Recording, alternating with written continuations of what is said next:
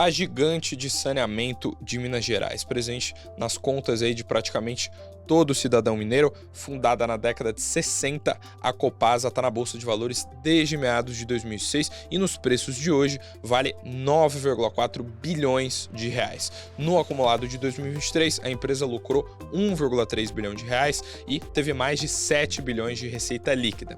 E hoje eu estou aqui para falar com quem lidera essa companhia desde meados de 2022, Guilherme Augusto Duarte de Faria, que já foi servidor de carreira lá de Minas, já integrou a Secretaria de Estado de Desenvolvimento Econômico lá do Estado, o Conselho Fiscal da Renova Energia, o Conselho de Administração da Santo Antônio Energia e é o entrevistado de hoje da Dinheiro Entrevista. Tudo bem, Guilherme? Tudo bem, Eduardo. Obrigado pela oportunidade de estar aqui com você, com os ouvintes da Isto é Dinheiro e falar um pouquinho sobre Copasa. Tá ótimo, obrigadão aí pelo seu tempo, por falar com a gente. E logo pra gente começar o nosso papo aqui, né, acho que não tem como começar com outro assunto que não seja a privatização, que é o assunto que tá mais quente, é o assunto que deve ser também alçado às manchetes nesse primeiro semestre de 2025. Para quem está caindo de paraquedas, assim, para quem só viu por cima, olha, Copasa vai ser privatizada e tudo mais. Como é que vocês estão enxergando essa privatização aí do lado de dentro? Como é que é a relação de vocês com o governo? E para fazer um paralelo com uma companhia de saneamento que foi privatizada recentemente, né, que foi a Sabesp, o quão parecido é o modelo de vocês com o modelo da Sabesp? Como é que tá, em que pé que tá isso da privatização da Copasa? Legal, Eduardo. Eu acho que é importante reforçar sempre a informação de que o governador Romeu Zema foi eleito 2 vezes já a governador do estado de Minas Gerais com a proposta de privatização das suas companhias estatais, em plano de governo e sempre nas suas declarações em público. E, recentemente, o projeto de lei de privatização da Copasa foi finalmente enviado à Assembleia Legislativa de Minas Gerais para apreciação dos deputados. Do ponto de vista formal, essa é a notícia que recebemos e que comunicamos ao mercado do envio do projeto de lei à Assembleia Legislativa. O governo está, neste momento, justamente ajustando a sua base na Assembleia Legislativa para que obtenha, no ano de 2025, quiçá a aprovação e que a oferta possa acontecer. Em relação à Sabesp, Eduardo, o que nós podemos dizer, num comparativo ainda muito raso? O que o projeto de lei nos traz, que é a sinalização que nós temos do governo? Que o governo pretende, pela leitura do projeto de lei, limitar a uma participação de um acionista estratégico, um acionista de referência, em 20% de participação, que o governo sinaliza pelo projeto de lei que pode manter uma participação no Estado, colocando lá no projeto inicial enviado alguns requisitos para isso, uma golden share, um direito a voto, enquanto o governo deter pelo menos 10% de participação da companhia e informações adicionais de menor relevância, mas importantes para o ambiente político, manutenção da sede da companhia no Estado, manutenção do nome da companhia e outras questões dessa forma. Então, pela leitura inicial do projeto de lei, nos remete a algo muito parecido à Sabesp e não a uma corporação, como é o caso que aconteceu em companhias do setor elétrico, seja Copel, seja Eletrobras. Essa é a leitura que nós temos a partir do projeto de lei protocolado. Claro que é perceptível e é compreensível que esse projeto possa ser modernizado com a participação dos deputados, mas esse foi o pontapé inicial do governo caminhando nessa direção. Se perseverar, eu acho que cumpre a nós, da administração da companhia e ao governo, colher lições aprendidas do processo Sabesp, aproveitando o que foi de melhor, de benéfico e, eventualmente, corrigindo algumas rotas, se assim for o caso. Perfeito. E olhando ainda nesse ponto de privatização, né, junto o governo, no mesmo projeto, colocou a CEMIG, né? Qual que é a percepção de vocês? Hoje a Copasa tá mais na cara do gol, digamos assim, para ser privatizada, e como é que funciona a questão de base, assim? Vocês sentem que o diálogo tá legal com a Assembleia para o projeto passar e a Copasa efetivamente ser privatizada? Legal, Eduardo. Aqui a gente tem 2 percepções. Trago as palavras em entrevista do professor Matheus, nosso vice-governador, que sinalizou, após a entrega dos projetos, que o governo entende que tem sim a base necessária para a aprovação desses projetos. Em relação à Copasa e à CEMIG, É, mais uma vez, intenção do governo avançar com os dois projetos. Minha percepção é que Copasa talvez tenha uma maior sensibilidade pela sua relação com os municípios e a necessidade também de avançar e acelerar o processo de universalização do saneamento. Mas o povo mineiro ganharia muito se os dois projetos fossem aprovados. Perfeito. E acho que sempre que rola esse tipo de privatização, sempre tem aquelas discussões sobre como é que muda para o consumidor também. Acho que foi uma discussão que a gente teve na Sabesp aqui em São Paulo, que é um pouco de como fica a tarifa, essas coisas. Muda muita coisa? Vocês têm alguma regra? O que vocês esperam mudar com tarifa se eventualmente a Copasa for privatizada em 2025? Legal. Acho que, mais uma vez, vale lembrar, e para o cidadão isso é muito importante, para o público do mercado financeiro isso é mais claro, as tarifas são reguladas por uma agência reguladora, não é a própria companhia que dita a política tarifária. O que nós estamos trabalhando junto à agência reguladora é pela modernização da regulação, muito mais no sentido de dar previsibilidade para o investidor da Copasa do rendimento ou do retorno ou do tratamento regulatório em cima do investimento que ele faz na companhia hoje, que eventualmente pode vir a fazer com a entrada de novos investidores, e previsibilidade para o consumidor de que as tarifas sempre sejam módicas e que sejam suficientes para remunerar o investidor e também custear a prestação de serviço. Nós, da administração, buscamos sempre a modicidade tarifária. Reduzir custos na companhia, devolver isso através de eficiência para a população, porque nós entendemos que a modicidade tarifária também é muito importante para manter uma inadimplência baixa, manter as tarifas dentro da capacidade de pagamento. Então, hoje nós não vislumbramos grandes mudanças em relação à tarifa, mas sim que a regra do jogo seja claro para que o investidor saiba qual o retorno ele terá em cima do investimento colocado em Copasa. Perfeito. Então, basicamente, por conta de ter essa agência reguladora, vocês trabalhariam num intervalo ali muito parecido de tarifas, não mudaria muita coisa, né? Exatamente. E o que eu ia lhe perguntar, ainda nesse ponto de privatização, né, até a gente está trocando ideia aqui antes da entrevista, sempre tem, quando tem privatizações, acho que rolou isso com a Eletrobras, salvo engano, Sabesp, eu não me recordo ao certo, teve, que é de ter PDV, às vezes tem alguma mudança no corpo. Como é que, no corpo de funcionários, né? Como é que ficaria essa questão dentro da Copasa, se vocês têm perspectiva de PDV? E você também comentou que mudaram algumas regras, né, para lidar com o pessoal lá em estatais. Legal. Conta um pouco mais como é que tá, em que pé que tá isso. Não, legal. Nós fizemos um PDV no ano de 2022 que teve efeitos em 2023. Nós tivemos ali a saída de aproximadamente 730 empregados da companhia e, neste momento, não temos um planejamento de curto prazo para um PDV. O que nós estamos fazendo em 2024? No primeiro trimestre do ano, o Supremo Tribunal Federal emitiu uma decisão, em última instância, já consolidada, admitindo que as empresas estatais possam demitir sem justa causa, desde que motivado, isso ficou muito claro na decisão do plenário do STF, seus empregados. E este foi o caminho que nós percorremos até então. Semanas após a decisão do STF, nós regulamentamos essa norma de demissão sem justa causa, desde que motivados, dentro da companhia, e de lá para cá estamos realmente promovendo essas demissões. Muito focado, na verdade, para além da redução de custos, que esse é um assunto muito secundário nisso, é promover o desligamento daqueles empregados que não são produtivos, aqueles empregados que não contribuem para a melhoria da prestação de serviço da companhia, aqueles empregados que geram incentivos negativos no seu contexto de trabalho, aqueles empregados que desmotivam outros empregados no seu entorno justamente porque não produzem, os outros empregados que querem produzir se veem desmotivados. Então, hoje nós temos uma ferramenta de gestão muito interessante dentro da companhia, de gestão de mão de obra, que é a demissão. Muito semelhante a uma empresa privada hoje. Hoje a gente roda em relação à folha de pessoal muito semelhante. Na hipótese de privatização, aí eu acho que sim, a depender do avançar da autorização legislativa, a gente possa falar em um novo PDV. Perfeito. Engatando justamente nesse ponto, acho que para a gente fechar o papo aqui sobre privatização, eu me recordo que o vice-governador, o Matheus, ele deu uma entrevista para o Brasil Journal justamente falando que, olha, a Copasa é uma empresa muito boa, mas muito lenta por conta de ser estatal e tudo mais. E, aliás, só não corrigindo o dado, né, mas acrescentando, você falou que vocês fizeram ali cerca de 700 demissões.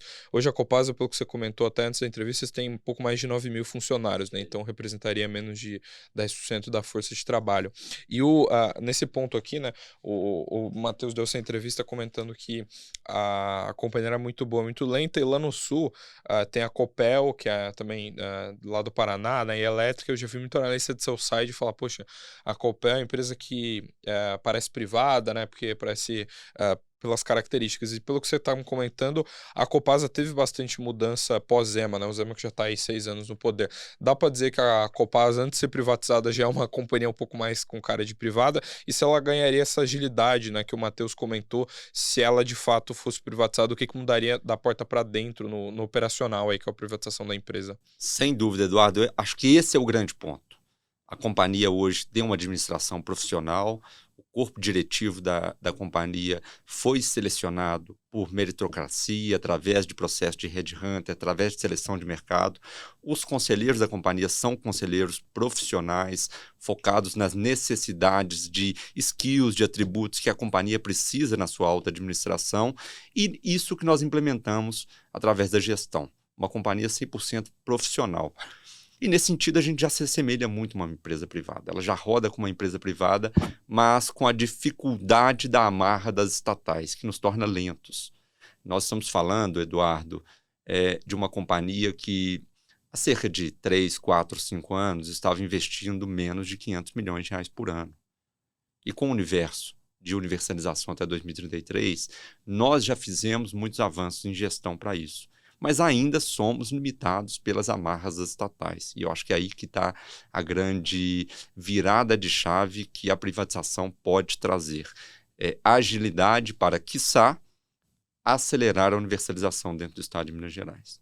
Perfeito. E você falou aí de profissionalização na gestão, né? Hoje o conselho de vocês tem ali cerca de 7 pessoas, a maioria indicada pelo governo do estado, que é o acionista majoritário, ali com um pouco mais de 50% de participação societária. Como é que foi esse trabalho, assim, de meio que dar uma organizada na casa? Mudou muita coisa com o Zema do que era antes? Tiveram que mexer em muita coisa? A companhia estava muito largada antes de vocês chegarem? Como é que foi isso? Mudou muito. A primeira administração da companhia, anterior à minha chegada, já reformulou a companhia em nível de estrutura, dando uma enxugada, reduzindo cargos de livre nomeação, que eventualmente no passado eram ocupados por indicações políticas, enxugando de fato a companhia, tornando mais ágil. E acho que é o principal, selecionando para os postos da alta administração gestores de fato qualificados. E a gente não se restringe a postos da alta administração, não. A média administração também. Nós temos superintendentes que já foram trazidos de empresas privadas, de mercado, justamente para trazer essa nova forma de pensar para dentro da Copasa. Nós temos empregados muito bons, mas que estão ainda, de certa forma, amarrados à forma de se fazer de uma cultura organizacional do passado. E a gente trazendo essa mescla de gente nova com quem tem a capacidade técnica do passado é o que a gente tem conseguido melhorar a performance da companhia. Perfeito. E nessa parte de investimentos, né, você falou de universalização, é algo que a gente viu bastante mudar com o marco legal de saneamento, que acho que mudou muito o setor que vocês atuam, e vocês têm ali, acho que faz pouco tempo que vocês aprovaram ali mais de 1 bi para uma estação de tratamento de esgoto Onça, né, e você estava falando de CAPEX, né, do quanto que a companhia investe.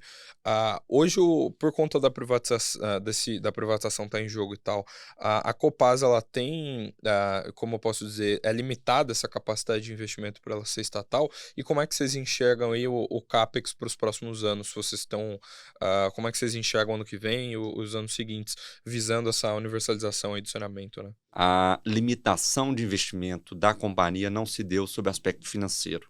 A companhia tem uma alavancagem muito baixa. Hoje nós estamos aí próximo de 1,8 dívida líquida EBITDA, é baixa. A companhia tem uma geração de caixa muito robusta. A companhia tem mudado o seu perfil da dívida e buscado uma dívida muito mais aderente à própria receita da companhia, seja em IPCA e não em CDI. Temos uma pequena exposição à moeda estrangeira ainda que nós estamos buscando formas de sanar, mas é uma companhia que consegue investir. E eu encontrei uma companhia que era limitada pela sua capacidade operacional de fazer investimentos. Então, nós saltamos 2022 próximo de 1 bi de investimentos, 2023, sem capitalizações, 1,3 bi, com capitalizações, 1,6 bi, e fechando 24 acima de 2 bi. Mas já prevendo para um horizonte de 25 em diante no plano quinquenal, saltar do nosso último plano quinquenal, que se aproximava de 9 bilhões de reais, para um desafio de 17 bilhões de reais. Nós temos 3 grandes desafios de investimento dentro da companhia, Eduardo: a universalização do esgoto, a segurança hídrica e o cumprimento de normas ambientais. A Estação do Onça, 1 bilhão de investimentos, é uma das nossas maiores estações de tratamento de esgoto. Ela é um projeto de ampliação da estação de tratamento de esgoto, mas também de adequação da sua rota tecnológica para maior eficiência na remoção de nitrogênio e fósforo, porque nós temos normas ambientais que exigem isso. Nós temos aí um desafio de 300 outras estações de tratamento de esgoto de menor porte que já operam, já cumprem com a legislação, mas que no horizonte dos próximos anos, a legislação já nos aponta também para uma maior necessidade de eficiência dessas estações. Então, são desafios de melhor eficiência na remoção de esgoto, de nutrientes do esgoto, garantia do abastecimento. Não basta a gente ter rede na porta do cidadão e não garantir o abastecimento com qualidade, mas principalmente qualidade. A gente não pode ter a rede, cumprir com o marco de saneamento e faltar água na casa do cidadão. E avançar na universalização do esgoto. Hoje nós temos 92% de cobertura de coleta e 76% dessa cobertura de coleta com tratamento. Até 2033, a gente precisa ter pelo menos 90% de tratamento. No dia a dia aí, acho que assim, às vezes empresas de varejo, outros setores trabalham com produtos que tem que investir em marketing, você tem uma relação com o consumidor que é muito direta, uma série de questões.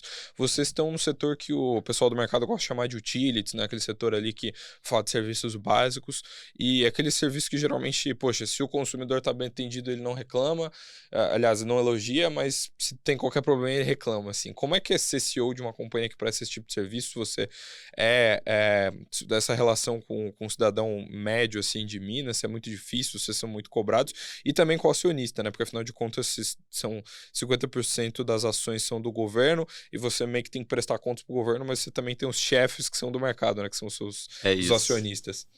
É equilibrar vários pratos ao mesmo tempo, mas eu acho que se a gente alcançar um objetivo principal e comum, isso repercute positivamente no alcance do interesse de todos esses stakeholders com os quais eu me relaciono, que é obter a licença social para operar nos municípios. O que é isso? Nós temos um monopólio natural, contratos geralmente de longo prazo, mas cujo papel, o contrato, não garante a permanência da companhia naquele município. Nós precisamos, como você disse, ter a aceitação da população. Senão ele se revolta, senão ele movimenta o vereador, ele movimenta o prefeito rompe o contrato de forma legal ou não, mas existem mecanismos. Então, o nosso grande desafio é melhorar a prestação de serviço. E é exatamente como você colocou. Eu prefiro ser esquecido, porque elogiado nós nunca vamos ser. A pessoa vai abrir rotineiramente a torneira da casa dela, se tiver água para ela dar uma descarga, tomar um banho, ela não vai lembrar da Copasa. Mas no momento em que falta água, ela vai lembrar. A gente vê isso em telefonia, energia elétrica. Então, a nossa grande missão em relação à imagem da companhia é isso. Não sermos lembrados, porque quando somos lembrados negativamente. E, melhorando a prestação de serviço, eu tenho aceitação local, eu tenho um cliente que questiona menos as tarifas, porque as tarifas, de certa forma, elas se encontram dentro da capacidade de pagamento do cliente. Quando que o cliente questiona, essa tarifa está muito cara? É quando ele não dá valor àquela prestação de serviço, porque o serviço está sendo mal prestado. Se o serviço está sendo mal prestado, eu tenho questionamento, se não está, eu não tenho. Então, a gente mitiga o questionamento, inclusive, de tarifas, e eu consigo entregar mais água. Nós temos aí no ano de 2024 um crescimento de receita acima do crescimento de despesa, é o que, inclusive, permite que a companhia tenha melhores indicadores em 24 de EBITDA, de margem de EBITDA, de rentabilidade, justamente porque não apenas eu tive um reajuste que todo ano tem nas tarifas, mas eu tenho um crescimento de volume. E esse crescimento de volume é muito em função de duas componentes. mudanças de padrão de consumo e climáticas que têm levado as pessoas a consumir mais, mas também a gente começar a atender demanda reprimida. E demanda reprimida é aquele cliente que eventualmente tinha necessidade de consumir água e não tinha disponibilidade de forma contínua. Então, isso contribui para o alcance do anseio daquele outro stakeholder, aquele stakeholder que está olhando para a receita da companhia, para o resultado da companhia. Então, quando a gente foca no cliente, na verdade, eu atendo o meu stakeholder Estado que quer uma prestação de serviço adequada, eu atendo o cliente, mas eu melhoro os resultados da companhia. Então, focar no cliente, obter a licença social para operar, na verdade, permite que eu, de fato, atenda a todos os públicos com os quais eu estou envolvido, porque repercute positivamente na imagem, repercute positivamente no resultado da companhia e eu atendo o cliente da forma adequada.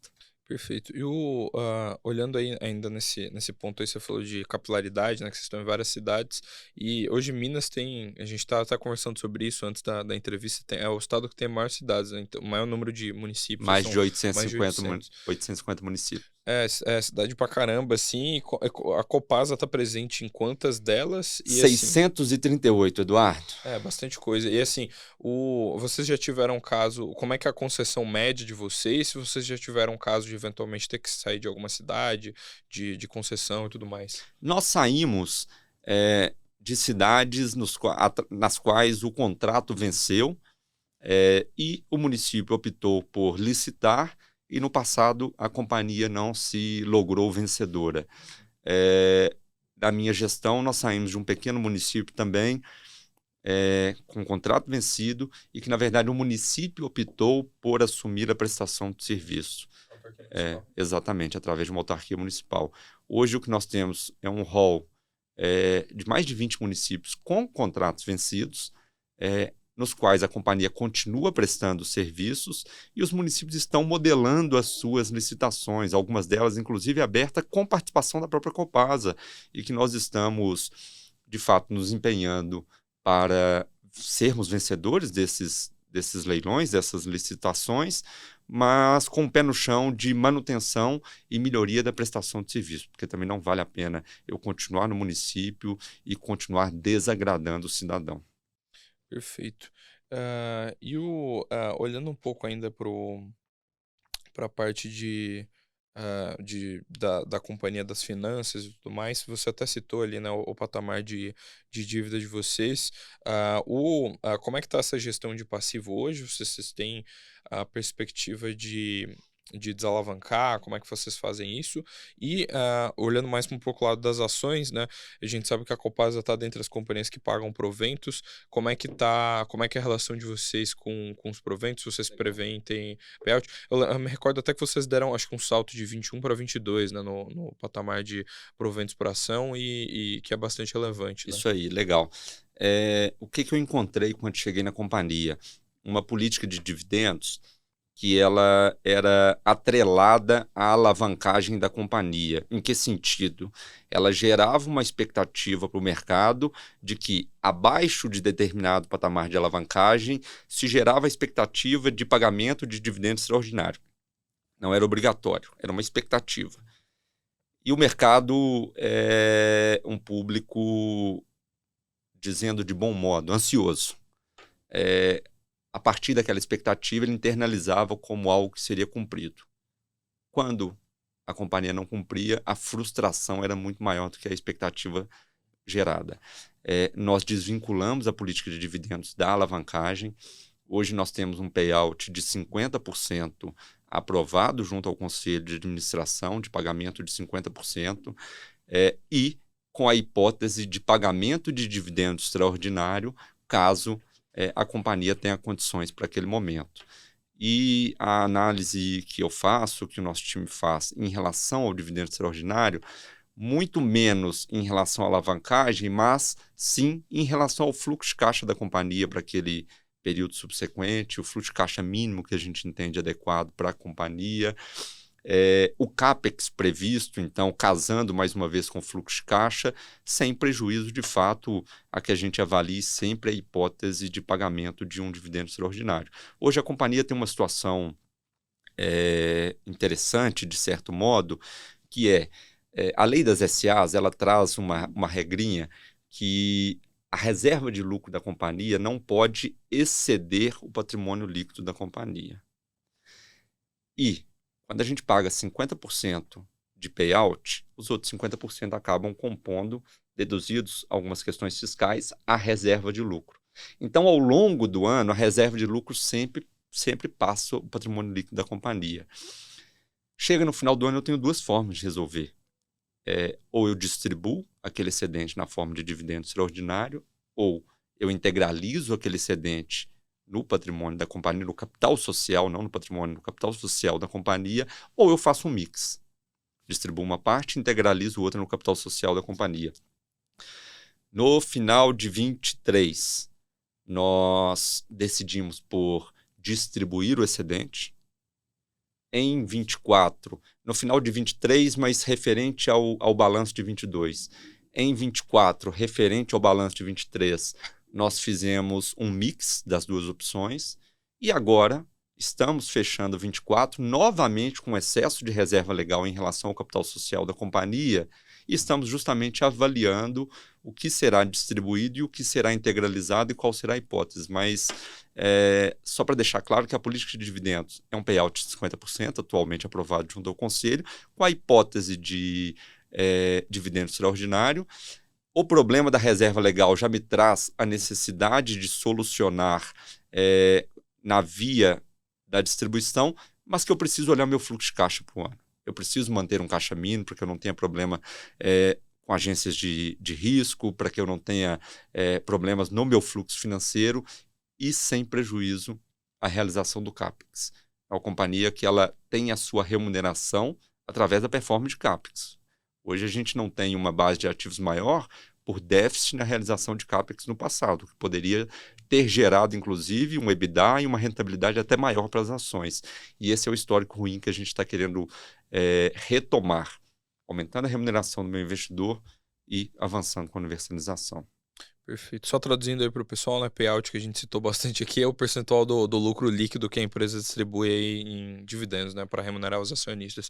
E até ainda nessa mesma linha, né, acho que 2020 vocês tiveram um salto relevante no volume de pagamento em dividendos por ação, e agora 22 e 23 também foi um pagamento relevante. O que explica assim, esse salto? Foi por conta dessa política que você citou? Isso, de 22 para cá, sim.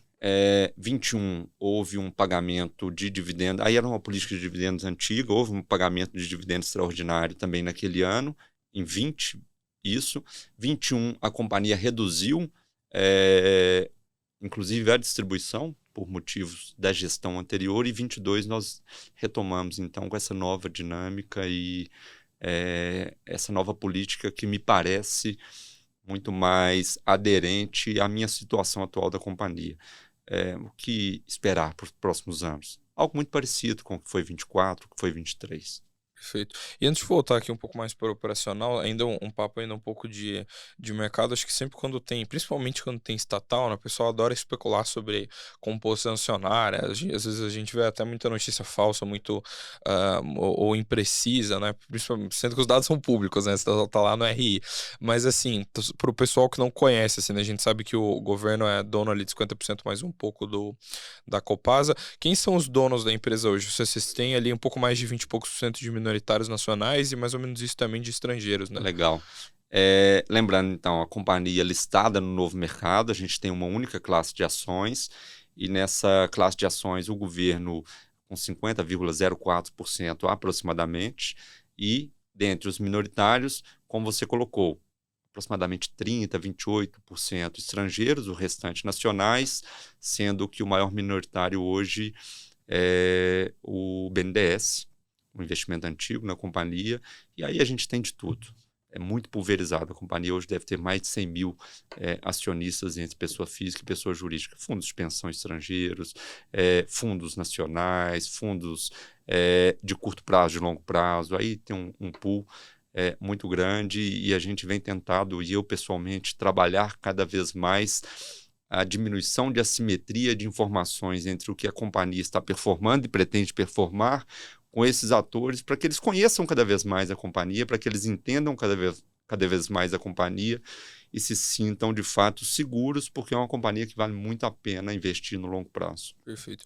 E a BlackRock também tinha participação em Já vocês, ainda tem, né? ela tem uma participação, sim, a BlackRock sempre, e isso também é sempre público, porque a gente sempre divulga quando ela passa de 5%, quando ela reduz de 5%, mas ela é um acionista importante na nossa base também.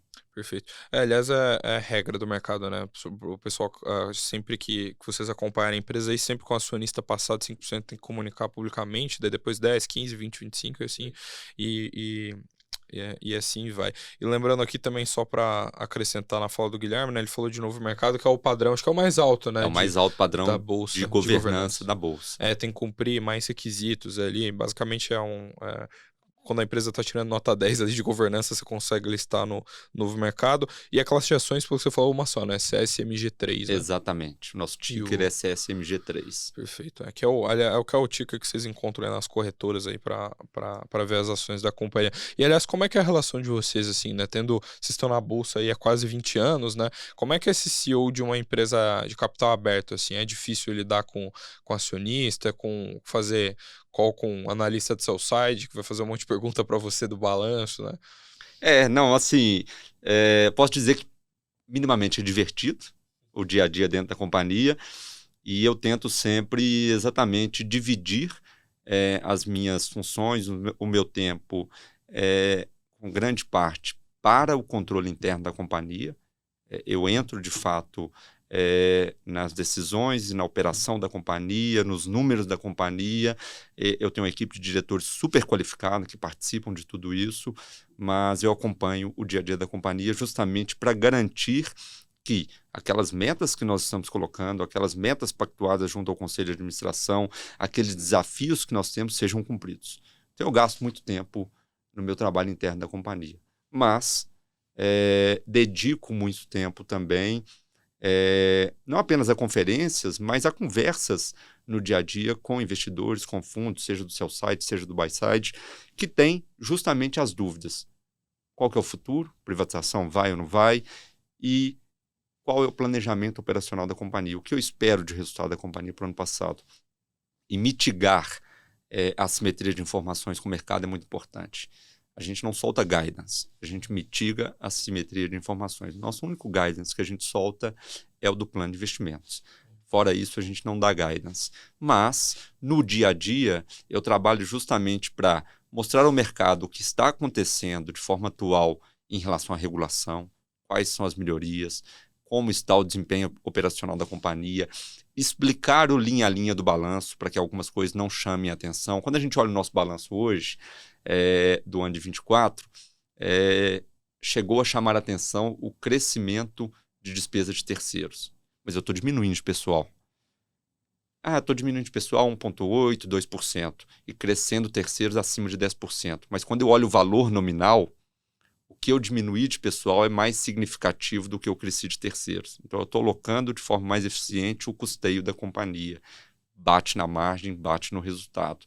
E explicar isso ao mercado, poxa, nós somos uma companhia que consome muita energia elétrica. Qual é o planejamento da companhia em relação à sua gestão de energia? Não apenas contratar melhor, mas se tornar mais eficiente no consumo. Porque o mercado olha, os reajustes estão aí no mercado cativo de energia, as bandeiras são sempre um perigo. Então, eu trago, de fato, os investidores para estarem atualizados do plano de migração para mercado livre de energia, do plano de migração para mercado varejista de energia, do plano de migração para geração distribuída de energia, que dão o quê? Previsibilidade. Uma vez que eu migro para esses mercados, não apenas reduzo o custo, mas atrelo o custo dessa energia no curto prazo e no médio prazo a indicadores muito mais previsíveis do que o próprio reajuste do mercado cativo. Isso é muito importante, lidar no dia a dia com o investidor para que ele entenda de fato qual a dinâmica atual e futura da companhia, para que ele tenha de fato segurança em tomar a decisão de fazer investimento. Perfeito. E qual que é a relação de vocês com o mercado hoje? Imagino, assim, a privatização de vocês está em vias de ocorrer, né? Está sendo balizada. Você já falou que tem um apoio relevante aí dentro dos parlamentares. Vocês já dialogam nessa fase com fundos? Tem gente de banco olhando para vocês? Ou vocês esperam isso lá para frente? Ainda não. Nós somos procurados, temos sido procurados. É, Trago para eles, em uma conversa bastante franca, justamente o que eu disse aqui a vocês, o que aconteceu, o que nos parece acontecer, percepções muitas das vezes pessoais, mas que a agenda de privatização é uma agenda do controlador e que a companhia responde a ela. Até esse momento, nós fomos notificados do envio do projeto de lei e estamos aguardando os próximos passos para que a companhia atenda ao desejo do controlador, claro, mais uma vez, preservando todas as regras de governança e de boa governança, mas que a companhia possa contribuir se for este o interesse do controlador. E é isso que a gente passa para os fundos, e eles acabam procurando o próprio controlador, que é quem detém a informação de forma mais verídica, mais atualizada, para que eles possam colher na fonte também as atualizações. Esse é o momento, inclusive, de se falar com o controlador. A companhia, eu estou focado na minha gestão e atento a prepará-la para atender a demanda do controlador na medida que ele for repassando as missões para a administração. Perfeito. E essas sinalizações aí são positivas? Dá para dizer que a Faria Lima gosta do Zema aí? Gosta bastante, me parece, tá? Eu acho que o governador Romeu Zema e vice-governador professor Matheus são pessoas que detêm a minha admiração e que têm conquistado, já conquistaram a admiração do mineiro e têm conquistado cada vez mais a admiração fora de Minas também, não apenas por terem colocado Minas nos trilhos, mas gerando confiança nos investidores. Seja investidor da Copasa, seja investidor da CEMIG, seja aquele investidor que quer investir em Minas Gerais, que sente segurança jurídica para investir em Minas Gerais, batendo recorde de geração de emprego, de atração de investimentos. Então, me parece que a Faria Lima gosta muito do Zema e do professor Matheus. Perfeito. Já justamente indo para um papo aqui um pouco mais soft, né? Como é que é a sua relação com o Zema? Você me relatou aqui, né? Tá no seu currículo aqui que você era secretário, já estava dentro do governo do estado. Vocês são próximos, agora com essa privatização, vocês estão almoçando mais juntos? Como é que tá? Não o conhecia antes. O Zema, o governador Romeu Zema, ele tem uma agenda muito intensa de conhecer todos os municípios de Minas Gerais. Vocês podem acompanhar pelas redes sociais do próprio governador. 2, 3, 4 dias da semana ele está no interior de Minas Gerais, visitando cada município, conhecendo a realidade de cada município, conhecendo as estradas que são ruins e depois levando à melhoria das estradas, conhecendo hospitais, escolas que eventualmente ainda precisam de melhorias.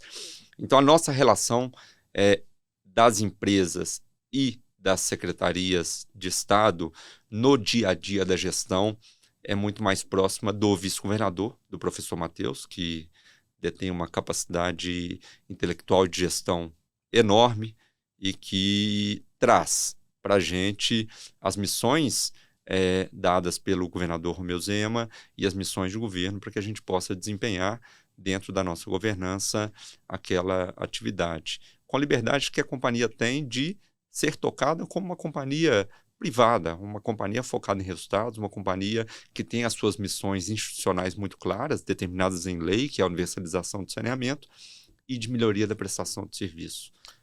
Perfeito. Justamente nesse ponto aí, né, vocês têm essa cabeça de ter uma gestão bastante diferenciada, e vocês, por hora, na Copasa até então, a empresa estatal ainda. Você enfrentou muita resistência lá dentro por ter essa cabeça, pelo Zema ter entrado? Teve muita dificuldade? Na Copasa é uma empresa muito grande, mais de 9 mil funcionários. Teve grandes desafios por conta disso? Eu acho que resistência não, fui muito bem recebido dentro da Copasa. Eu acho que houve, quem sabe, alguma, não resistência, mas lá em Minas a gente fala que o sujeito ficou ressabiado. Eventualmente por ser uma pessoa nova, um gestor muito novo, por ter vindo de uma posição no alto escalão do próprio governo Zema, mas eu posso dizer que depois de 2 anos e meio, caminhando para 3 anos na companhia, isso tudo já foi superado. Os resultados da administração falam por si só, e não são apenas resultados financeiros, resultados de rentabilidade, resultados de aumento do preço das ações. Eu peguei uma companhia que, se não me engano, no dia da assunção na presidência da companhia, a ação estava ali em torno de R$ 11,67, se não me engano. Hoje nós estamos em um patamar acima de R$ 25, um crescimento de mais de 110%, sem grandes mudanças. Posso dizer que a companhia bateu R$ 26 há alguns meses, sem o PL da privatização, sem nenhum analista estar falando de privatização no curto prazo, muito em relação ao seu resultado operacional e seu resultado financeiro. Mas mais que isso, trazendo um ambiente de trabalho também para os nossos empregados mais confortável. Eu tenho uma forma de administração muito leve, uma forma de trazer o empregado para perto, sou muito acessível, converso com todo mundo na empresa, do porteiro ao motorista, à pessoa da faxina. Então, se haviam resistências, isso foi rompido com resultado e forma de lidar com as pessoas. Perfeito. Aliás, justamente nesse ponto, né, você falou que você tem contato que você é acessível e com o pessoal. Como é que essa sua visão? É a primeira vez que você é CEO, né? Ou você já tinha sido antes? Não. E como é que é, assim, ser CEO da primeira vez e ser CEO de uma gigante, né? Porque quase 10 mil pessoas ali sob o seu guarda-chuva, uma responsa grande, né? É um aprendizado, e eu acho que o maior aprendizado é a necessidade de tomar decisões e ter que tomá-las com a mente mais esclarecida possível, sabendo que, eventualmente, estamos todos suscetíveis a erros, mas eu já carrego isso da minha carreira, eu nunca me furtei a tomar decisões. Muita gente fica em cima do muro, muita coisa não acontece dentro da administração pública ou da gestão privada pela inércia. E não. Lá a gente toma decisão, a gente persegue o objetivo e, se tiver que fazer alguma correção de rota, a gente vai lá e faz. Mas não faz parte do meu perfil ser omisso em relação à tomada de decisões. E eu acho que esse foi o grande desafio. Uma empresa de mais de 9 mil empregados, uma empresa que lida diretamente com a qualidade da vida de mais de 12 milhões de mineiros, diretamente com questões de saúde, questões sociais, questões de desenvolvimento econômico. A empresa não se instala num lugar se ela não tiver água.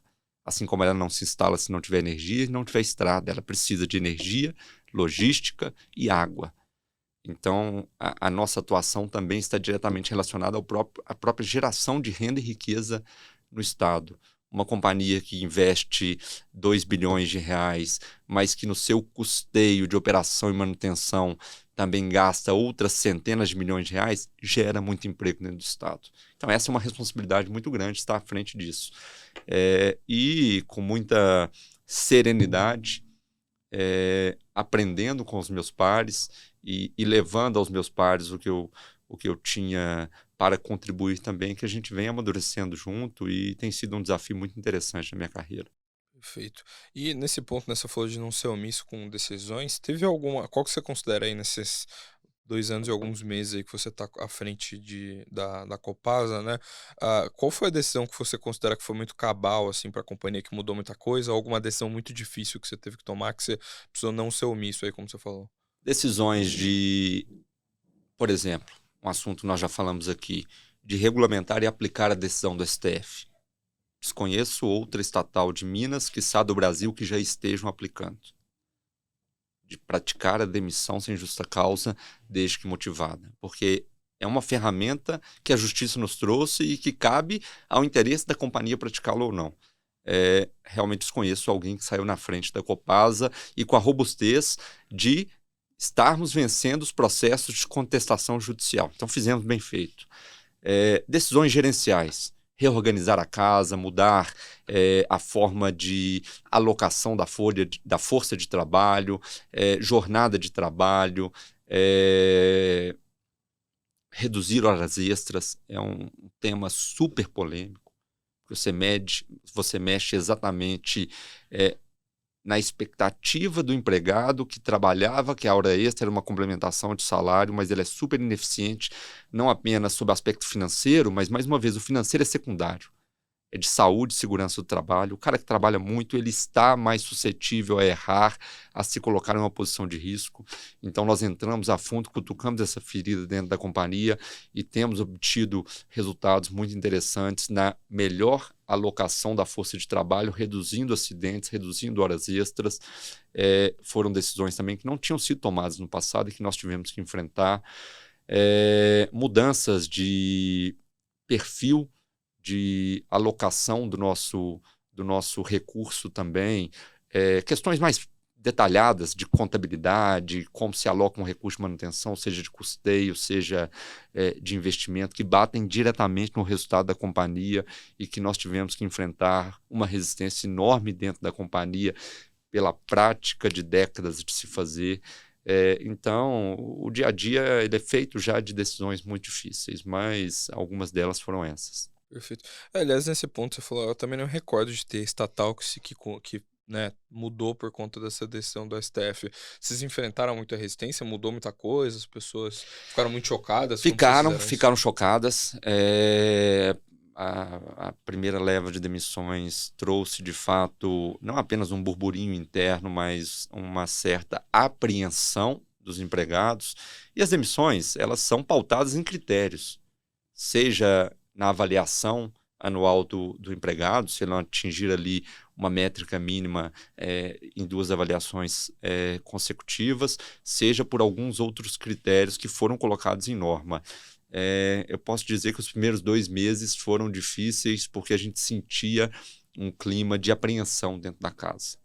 E esse foi o nosso trabalho de gestão de pessoas, de mostrar que, na verdade, aquelas pessoas estavam atrapalhando a produtividade da companhia, elas estavam tornando a companhia menos competitiva, ela estava tornando a companhia menos eficiente e, principal, estava contribuindo negativamente para o entorno daquelas pessoas. Poxa, é muito chato você trabalhar ao lado de uma pessoa, você vê que aquela pessoa pode ter o mesmo salário ou até superior ao seu, aquela pessoa não produz nada e você está tendo que produzir por você e por ela.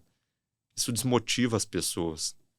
Então, trazer essa visão do viés positivo dessa decisão, que foi a virada de chave, que eu acho que essa apreensão entre os trabalhadores mudou já. Perfeito.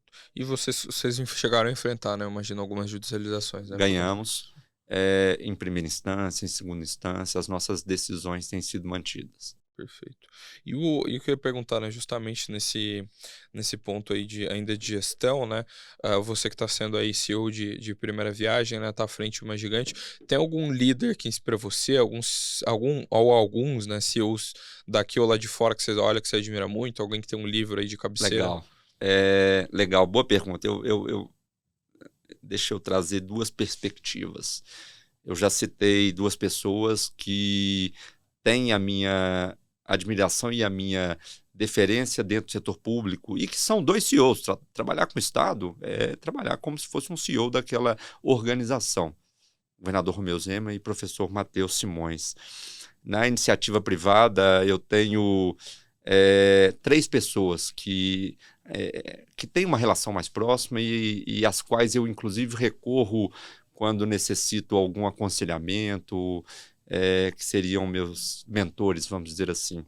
Hamilton Amadeu, presidente do nosso Conselho de Administração. Hamilton fez muito pelo setor de saneamento no Brasil, quando presidia a EGEA e hoje presidindo o Conselho de Administração da companhia.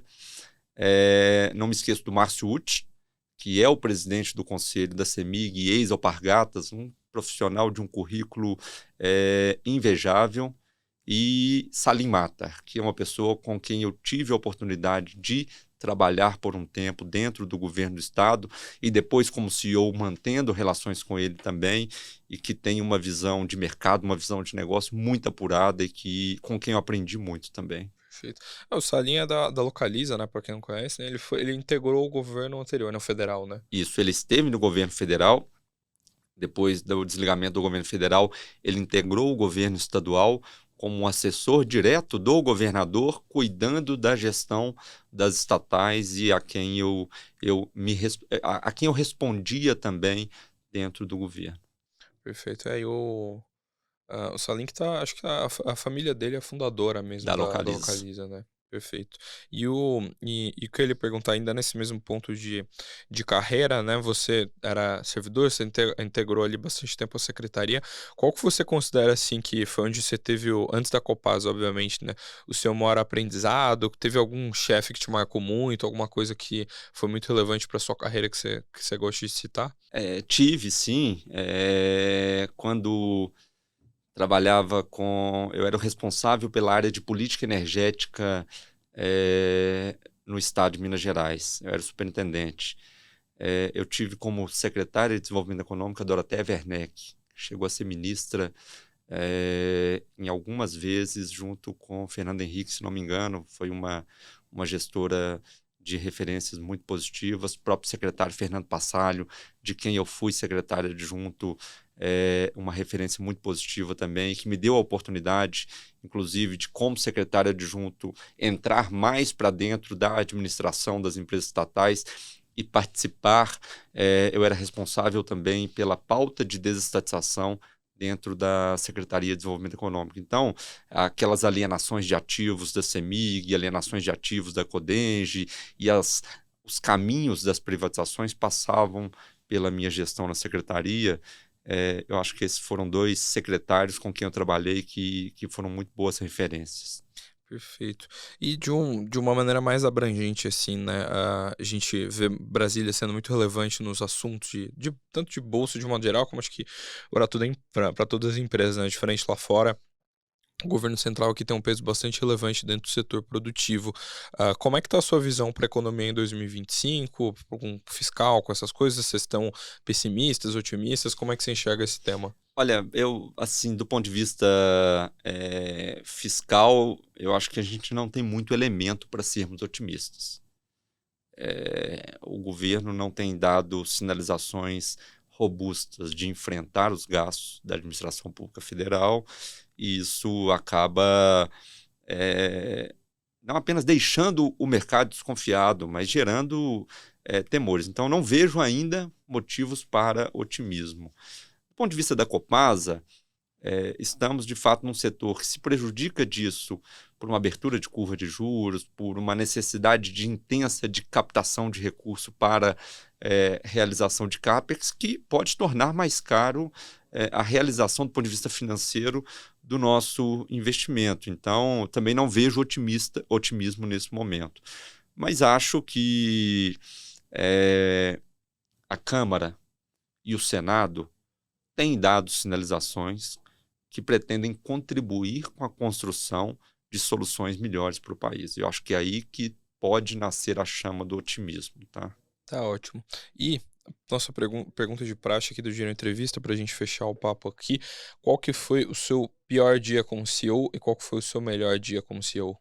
Pior dia como CEO foi quando uma das pessoas demitidas com relação a essa política de desligamento, eu recebi uma mensagem da esposa de uma dessas pessoas no meu Instagram. Eu sou uma pessoa que tem as redes sociais abertas, eu gosto muito de entrar no Instagram da própria Copasa, eu vejo as reclamações da Copasa no Instagram, eu procuro as pessoas, eu tenho um clipping que eu recebo diariamente, 2 vezes por dia, na verdade, com as menções da Copasa nas redes sociais. Eu vou atrás das pessoas pessoalmente, às vezes sem me identificar, às vezes me identificando, mas para entender os problemas. E quando eu recebi a mensagem dessa esposa, claro que, como gestor, eu não posso deixar o lado pessoal falar mais alto, mas a gente vê que, poxa, era uma pessoa que era responsável pelo sustento de uma família, mas que não estava performando bem. E a empresa acaba tomando decisões que eu acho que são as decisões certas do ponto de vista empresarial, mas é ali naquele momento que você vê o impacto disso na vida da pessoa, e espero que essa pessoa tenha conseguido outro local de trabalho e tenha mantido o sustento da sua família, mas esse dia eu posso dizer que eu fiquei bastante chateado por ter que presenciar aquilo. Não mudaria a minha decisão, mas a gente lida com pessoas, e é isso. E o melhor dia, eu acho que foi recente, foi quando nós aprovamos no Conselho de Administração a suplementação do plano de investimento da companhia. Eu peguei uma companhia que nunca cumpriu o seu plano de investimentos. uma companhia que, quando conversava com os analistas de mercado, eles já sinalizavam que aplicavam uma taxa de desconto de pelo menos 20% no plano de investimento anunciado da companhia. Já considerava que não ia fazer. E em 2 anos nós viramos esse jogo e estamos, em 2024, superando o plano de investimento pactuado com o Conselho. Então, realmente foi um dia de muita alegria, porque demonstra a realização do trabalho. Perfeito, Guilherme. Muitíssimo obrigado pela conversa, muitíssimo obrigado pelo tempo aqui em falar com a gente da Isto é Dinheiro, viu? Obrigado, Eduardo. Obrigado a todos que acompanharam conosco. Perfeito. E obrigado também você que assistiu até aqui. Não esquece de deixar o seu like aqui embaixo se você gostou do conteúdo. Manda para aquele seu amigo aí que gosta de economia, gosta de finanças, seu amigo mineiro aí que, né, conhece a Copasa, que quer ouvir falar sobre a companhia. E também deixa sua opinião nos comentários. A sua opinião é muito relevante para a gente aqui do programa. Deixa sua opinião sobre o que você achou sobre a edição de hoje. E também manda aí se tem alguma personalidade relevante do mercado, algum economista-chefe, algum CEO que você gostaria de ver aqui sentado na mesa falando uma horinha com a gente da Dinheiro Entrevista, da Isto é Dinheiro, pra gente bater um papo. Então é isso, não esquece aí de engajar, de compartilhar nas redes sociais, de deixar o seu like. Um abraço, muito obrigado e tchau, tchau.